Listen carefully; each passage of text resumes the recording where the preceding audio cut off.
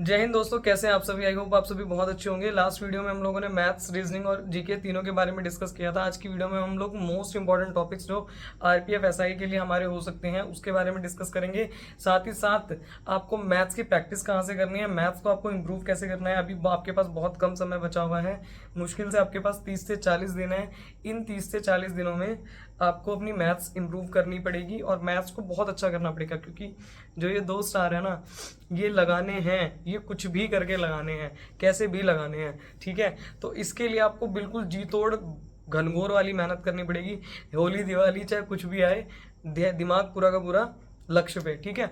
तो आप लोगों को लास्ट वीडियो में बताया था कि आरपीएफ एसआई में हमारे 3 टॉपिक हैं कि भाई रीजनिंग है, मैथ है, जीके हैं। आप अलग अलग करके आप लोगों ने वो टॉपिक्स बना लिए होंगे। अब मेरी तरफ से आप लोगों को कुछ मोस्ट इंपॉर्टेंट टॉपिक्स दिए जा रहे हैं। इन टॉपिक्स पे आप लोगों को करना ही करना है। मतलब ये टॉपिक, ये जो चैप्टर है, ये आपके होने ही चाहिए।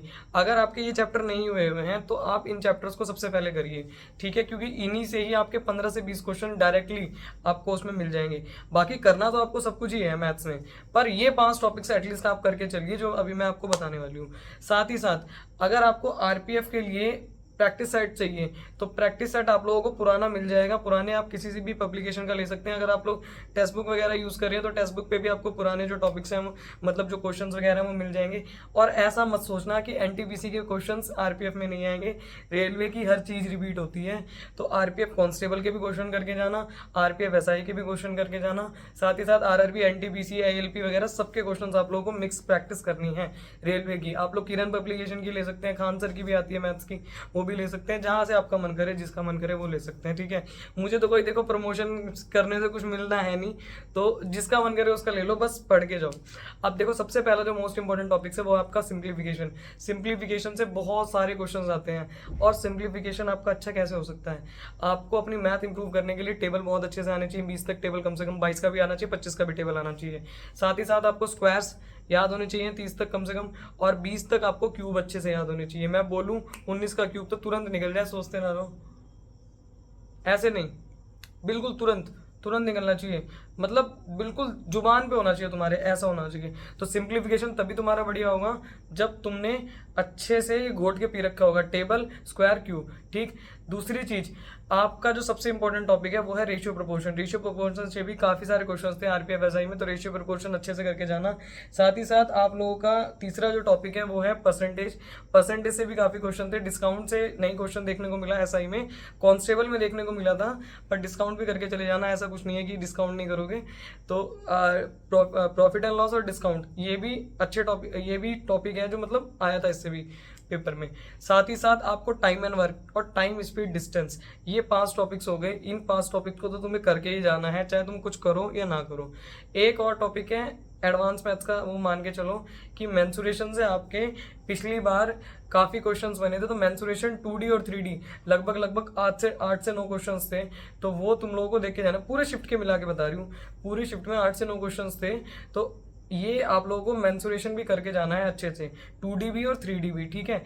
और बाकी के जो चैप्टर्स हैं उन चैप्टर्स की लिस्ट यहाँ पे लगी हुई है, ये लिस्ट आप लोग देख सकते हैं। ये तो आपको करने ही करने हैं, पर इतने जो 5 टॉपिक्स अभी बताए हैं, कौन कौन सा, सबसे पहला सिंप्लीफिकेशन, दूसरा आपका percentage, ratio proportion, profit and loss और डिस्काउंट, ठीक है। साथ ही साथ आपका टाइम एंड वर्क और टाइम, स्पीड, डिस्टेंस, ये 5 से 7 टॉपिक जो हैं आपको करने हैं। बाकी पूरी मैथ तो करनी ही है मेरे भाई। और प्रैक्टिस जितना हो सके ना, प्रैक्टिस, और पुराने प्रीवियस ईयर क्वेश्चंस को लगाओ। तुम देखोगे कि ज़्यादा हार्ड नहीं आते हैं, कैलकुलेटिव आते हैं थोड़े से क्वेश्चंस। तो वो कैलकुलेशन तुम्हारी अच्छी कैसे होगी, टेबल बढ़िया से याद करो, स्क्वायर बढ़िया से याद करो, क्यूब बढ़िया से याद करो। साथ ही साथ खुद को ना, जब अगर किसी की मैथ ज़्यादा ही कमज़ोर है तो जब मैथ पढ़ने बैठो तो उससे पहले 10 क्वेश्चन डिवाइड के और 10 क्वेश्चन उसके मल्टीप्लीकेशन के ये दिया करो। जैसे 2394, सपोज करो तुमने ऐसे लिख दिया 2394 मल्टीप्लाई बाय 15 75, मतलब तुम्हें लगेगा बहुत ऑकवर्ड सा, पर इससे तुम्हारी बहुत मैथ्स इंप्रूव होगी। तुम्हें समझ नहीं आ रहा, अभी बाद में समझ में आएगा, आ रही बात समझ में। तो ये सब चीज़ें करो। अभी वैदिक मैथ के चक्कर में मत भागना कि वैदिक मैथ से कर लेंगे वो कर लेंगे। जिसकी तुम्हें सबसे ज़्यादा प्रैक्टिस करी ना जिंदगी भर, वही चीज़ तुम्हारे काम आएगी, ठीक है। जो तुमने वो चांदनी चौक टू चाइना वाली देखी कि उसने सारी जिंदगी आटा ही मांडा होता है, वो यूं यूं कर करके यूं यूं कर करके, तो वो जब लास्ट में वो जो खेल रहा होता है उससे कुंफू वाले से, तो वो ऐसे करके पटकता है उसे। तो तुमने जिस तरीके से सबसे ज़्यादा प्रैक्टिस की हुई है ना, उसी तरीके से सबसे ज़्यादा प्रैक्टिस करो। और अभी दिवाली का सीज़न आने वाला है, ज़्यादा पटाखे पटाखों के चक्कर में मत पड़ना, पढ़ाई पे फोकस करना। कोई भी दिक्कत हो कमेंट करके बताना। जय हिंद।